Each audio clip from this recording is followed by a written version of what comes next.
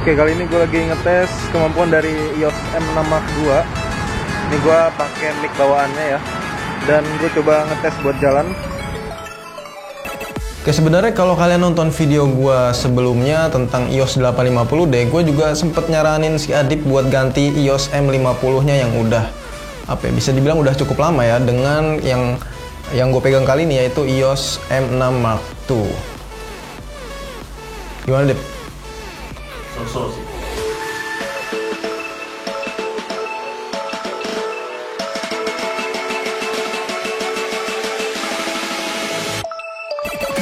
Nah, pas gue tanya kenapa alasannya si Adip ini nggak mau ganti EOS M50 ke M6 Mark II-nya ini, karena menurut dia itu tanggung gitu, mendingan ganti ke EOS M50 yang Mark II-nya. Padahal menurut gue kualitasnya itu jelas ya lebih oke si M6 Mark II-nya ini, tapi ya nggak tahu kenapa ya, mungkin dia punya alasan pribadi, dan daripada ini nganggur mendingan gue bahas sedikit aja ya.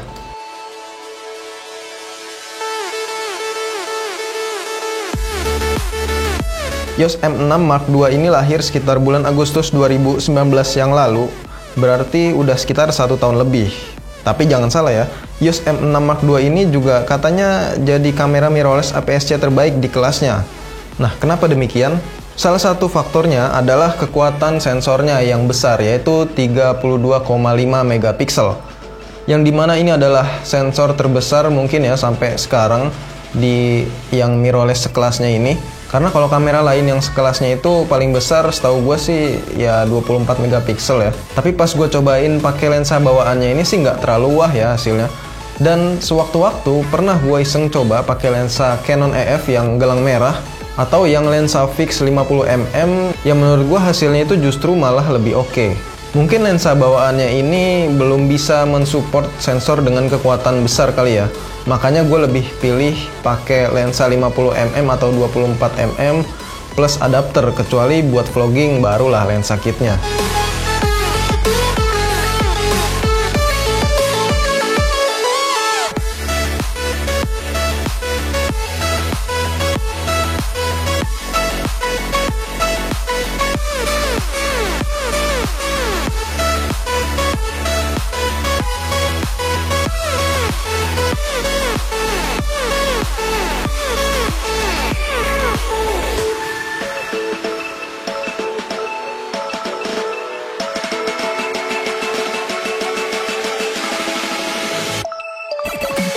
Selain itu, continuous shoot-nya juga yang jadi catatan buat gua, karena dengan kecepatannya 14 frame per detik, kalian bisa tetap menggunakan AF tracking dengan baik. Fitur ini sangat berguna banget buat yang mau motret pas traveling, terus ada festival apa gitu ya, pasti kepake banget deh. Autofocusnya sendiri menurut gua sih udah nggak perlu didebatin lagi ya, pastinya cepet. Maksimal itu kalian bisa memilih posisi titik AF-nya sampai 5000-an titik dan 143 pilihan titik buat otomatisnya. Udah gitu juga ada AF detect-nya juga, tapi baru buat manusia aja ya. Nah, pilihan titik fokusnya sebanyak itu tentunya didukung sama layar sentuhnya yang cukup responsif ini.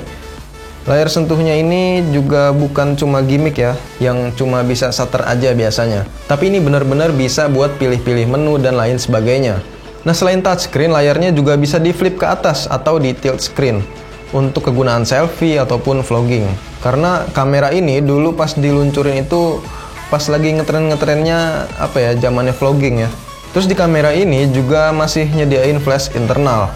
Pas banget buat dipakai saat traveling terus jalan-jalan ke tempat indoor atau malam hari. Jadi nggak perlu bawa flash tambahan.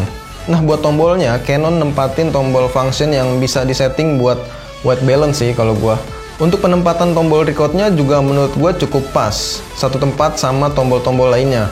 Dan kalau mau buat selfie atau vlogging, kalian bisa ubah tombol shutternya jadi tombol record. Jadi nggak perlu nyari-nyari tombol recordnya lagi pas lagi ngevlog.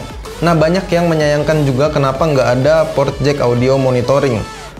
Hey bro, mungkin Canon bukan menciptakan kamera EOS M6 Mark II ini buat lu lupa deh ya. Ya kalian tau lah ya kalau kamera yang portnya lengkap kebanyakan untuk menengah ke atas. Sedangkan untuk EOS M6 Mark II ini gua rasa sih lebih ke yang mid to low ya.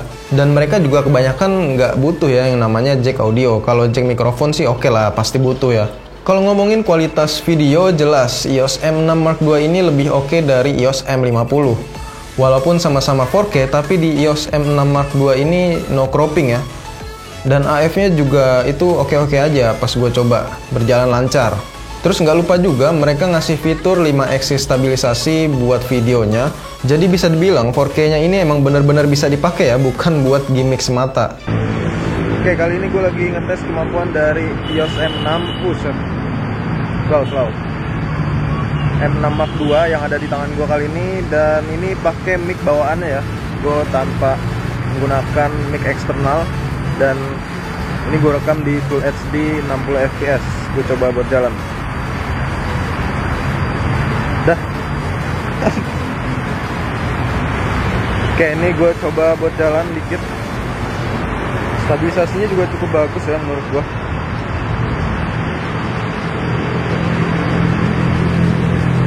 Ini settingan exposure-nya gue kasih di auto, soalnya mataharinya suka berubah-berubah. Oh ya, hampir lupa nih. Padahal ini juga sektor yang penting ya buat kamera mirrorless, yaitu dari kenyamanan handlingnya. Gue sendiri masih bisa kasih nilai 4 dari 5 buat handling kamera ini. Gimana enggak coba? Gripnya ini emang beneran dalam buat naruh tangan gue yang cukup besar, apalagi tangan cewek ya. Terus juga dikasih karet biar enggak licin kalau tangannya keringetan. Tapi sayangnya daya tahannya ini masih bisa dibilang kurang awet lah ya. Karena bisa habis dari full itu cuma sekitar 300-an foto aja. Karena untuk kamera mirrorless yang keluaran sekarang sendiri, banyak juga yang udah sampai 400-an foto itu baru habis. Ya beda-beda tipis lah ya. Dan penempatan slot memorinya juga masih di bawah barengan sama slot baterainya. Tapi mungkin kalau kamera ini diluncurkannya sekarang, ini bisa juga kemungkinan ya bakal naruh slotnya itu di samping. Tapi jelas bodinya bakal lebih besar nantinya.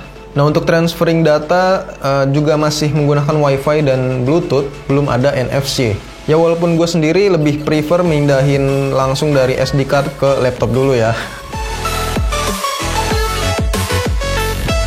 So, apakah Canon EOS M6 Mark II ini tetap jadi kamera mirrorless APS-C terbaik saat ini?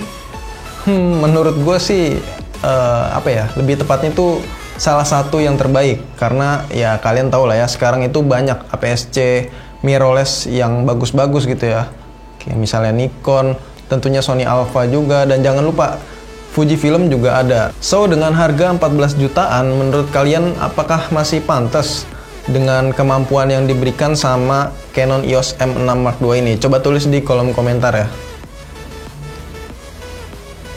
Nggak ada, viewfindernya nggak ada anjir.